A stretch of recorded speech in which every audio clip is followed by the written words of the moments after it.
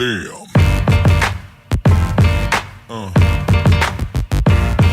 Yeah.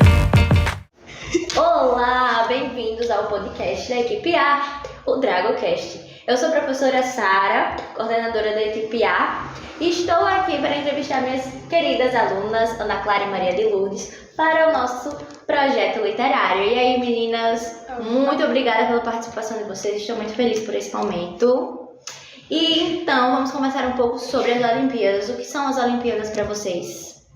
Eu acho que é uma oportunidade de unir muito as pessoas de turmas diferentes, porque eu converso com pessoas que, em hipótese alguma, eu conversaria se não fossem do meu grupo. E até dos outros grupos também, e também da gente, além de reunir, né, o pessoal do colégio inteiro. Aí são muitos aprendizados, tanto nessa parte do projeto literário, quanto no projeto que já passou, que foi o do São João, e nos jogos também.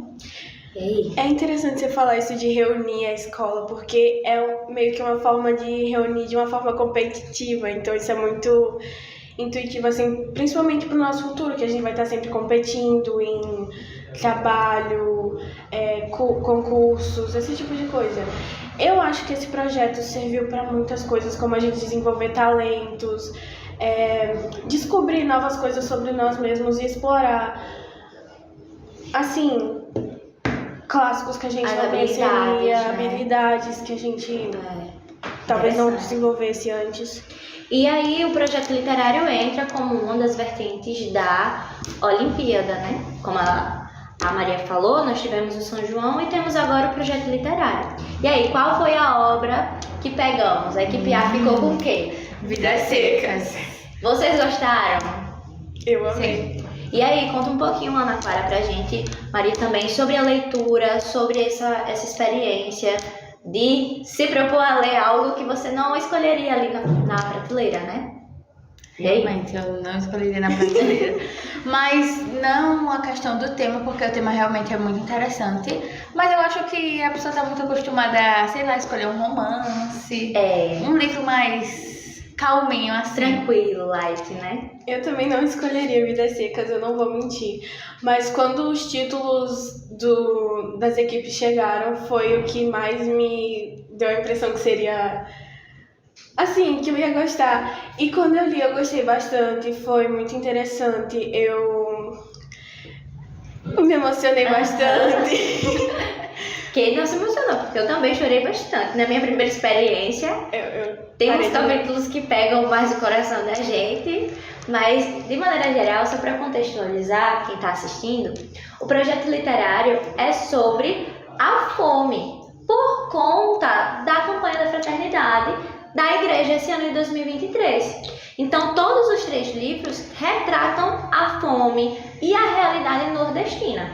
Tanto o Alto da Compadecida, quanto o livro da equipe C, que foi Morte e Vida Severina, eles também têm a temática em comum com Vidas Secas, né? E partindo desse ponto, da fome e da pobreza, qual é a perspectiva que o livro Vidas Secas mostra pra gente em relação a isso? Ele mostra uma família que ela migra para fugir da seca e da fome, ela passa por várias desventuras, eu acho que seria uma forma de dar um spoiler, eu não quero dizer, mas ela tem que fazer coisas que normalmente a gente não imaginaria se fazer, assim, coisas que eu consideraria absurdas. Comuns, né? E situações quando extremas, né? E a gente fala que não faria, mas porque a gente não se viu em tal situação, Sim, né? a Que gente ninguém sabe considera como absurda por reagiria. isso. Verdade. Vocês já se imaginaram na mesma situação? Não. Nunca. Dessa família? Eu acho que depois da gente discutir sobre como vai adaptar isso para os dias de hoje, talvez sim, mas não sei qual seria a minha sensação e as minhas reações. Sobre essa adaptação, eu acho interessante que vocês contem, né? Se vocês acham possível adaptar essa obra para o momento em que vivemos. Vocês acham possível? Acho que sim, até porque a fome é uma realidade. Inclusive, não seria tema da campanha da fraternidade se não tivesse tão perto da gente. É incrível apesar como, de estar distante. Como um livro tão antigo ainda retrata uma realidade que não passou, né? Não foi algo de um período de tempo, mas foi algo que a gente pôde ver nos dias atuais. Não é mesmo? E aí, Graciliano Ramos, quem é pra você? Não diga que é um bairro. Sim, gente, porque eu não sei de onde você está nos assistindo. Graciliano Ramos é o nome de um bairro muito próximo daqui. Mas além do bairro, quem seria essa pessoa? Olha, pra mim, ele escreveu um dos melhores livros que eu já li, já tive contato. Não é um dos meus favoritos, eu não vou mentir, mas é um livro que com certeza vai, tipo, Foi marcante? mudar a minha forma de pensar em vários sentidos, em várias coisas. E eu não vou me esquecer de ter lido Vidas Secas de Graciliano Ramos. Muito interessante essa sua colocação, esse fato de não esquecer. A seca foi um assunto que foi muito falado no livro, que a gente falou aqui, inclusive durante o nosso jornal, leia o nosso jornal, a gente mencionou a seca, né? Tem uma solução, visto que é um problema geológico, né? E aí? Assim, solucionar esse problema sem criar outros é muito difícil, né? Porque, obviamente, não tem como todos os problemas serem resolvidos. Mas a solução seria a transposição do Rio São Francisco. Só que, solucionando esse problema, trazendo água para as partes que não têm acesso, ajudando na irrigação daqueles locais, e até mesmo nos animais mesmo, né, que muitos não têm acesso à água, inclusive morrem por causa disso, pode criar vários problemas, como a inundação de vários locais, a perda de terrenos e até de casas de pessoas mesmo, porque eles não estão muito preocupados com o que tem pelo caminho. Eles só, como é que eu posso dizer, traçaram por onde o rio vai passar. Então pode perder, as pessoas perderem as suas casas, os seus terrenos, perder a fauna e a flora, que também é outro fato muito importante, né? Porque é muito importante para o equilíbrio ecológico daquele lugar. Mas é uma solução, porque vai ajudar muitas pessoas. São mais de 300 municípios beneficiados. Os governantes falam o que sobre isso? Além da obra não ter terminado ainda, então a gente sabe que no Brasil as obras são muito extensas e são muito, como é que diz? O custo é muito alto, que a gente sabe que nem todo esse custo vai para as obras. Mas eles dão como uma solução mesmo, enquanto a obra estiver rolando, vai estar desviando dinheiro, então tá no lucro para eles. Partindo desse ponto, é interessante a gente falar do primeiro capítulo, né, do Fabiano. E aí eu queria saber as percepções de vocês a respeito disso, né, desse primeiro capítulo especificamente. Que a gente tem a saída da família, o Fabiano, assim, a Vitória, as crianças e a baleia que saem do sua fazenda, do seu local, em busca de alimento, de água de local. De melhoria. É bastante interessante falar sobre isso, porque as características que são dadas em relação ao cenário daquele momento descrevem que, tipo, até a vegetação naquelas regiões sem água são diferentes, que as características do ar, da terra e até o sol é mais quente. É interessante falar sobre isso. Essa perspectiva que o Graciliano tem, né? Isso se correlaciona com o título Vidas Secas. Não é só a vegetação que está seca ali, né? Ou os personagens que ficam secos de fome, mas é a própria vida e o ambiente. Muito interessante, isso é genial, né? Então, ainda sobre a transposição, é interessante a gente conversar a respeito disso, porque seria uma solução. Porém, tem tantos pontos que são problemáticos que aí a gente fica a mercê. E aí? O que vai acontecer? Qual a opinião de vocês sobre isso? É porque saber como vai, ao fim da transposição, se realmente vai trazer mais soluções do que problemas, a gente não tem como saber, né? Só quando realmente terminar. Eu não acho que seja uma solução muito viável, mas no momento é o que a gente tem a fazer, porque se não fizer nada vai acabar sendo pior para a população, mas ao mesmo tempo não é o que deveria ser feito. Deveria ser...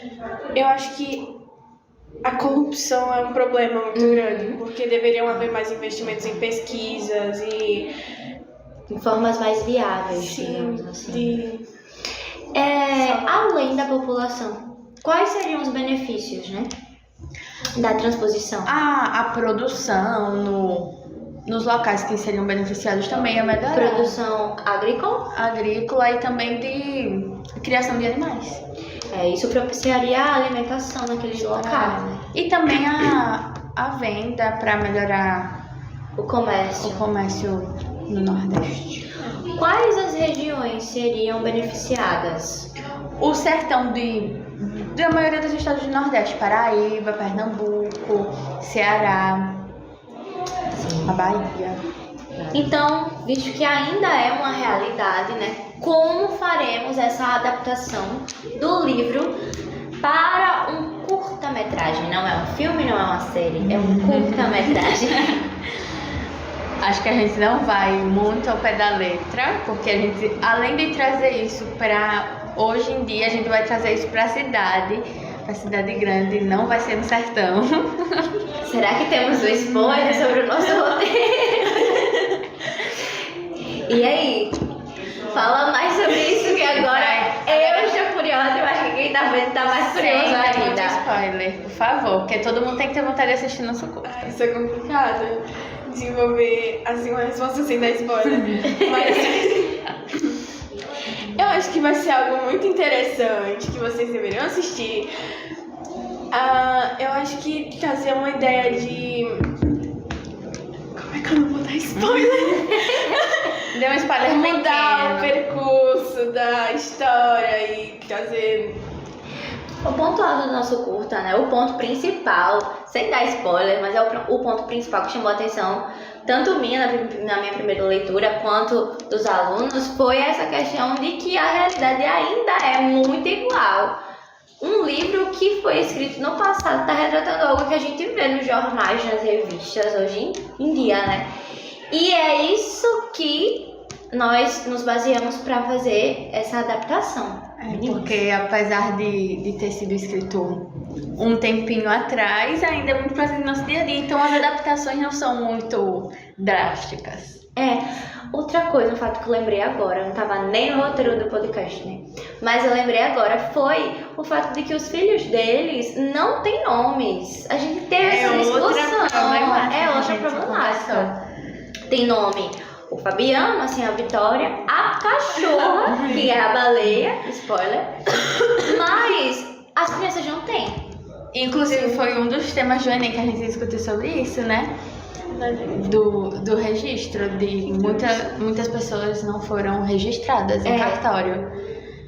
E além da distância, assim, da dificuldade no dia a dia já, e da dificuldade de ir até a cidade para registrar a criança, no tempo do livro, no caso, a gente falando, hoje em dia isso ainda acontece. Muito...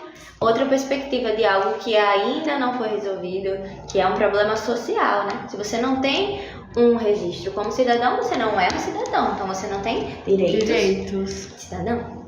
Então foi um prazer ter essa conversa com vocês. Aguardem nosso curta-metragem. E é isso. Tchau!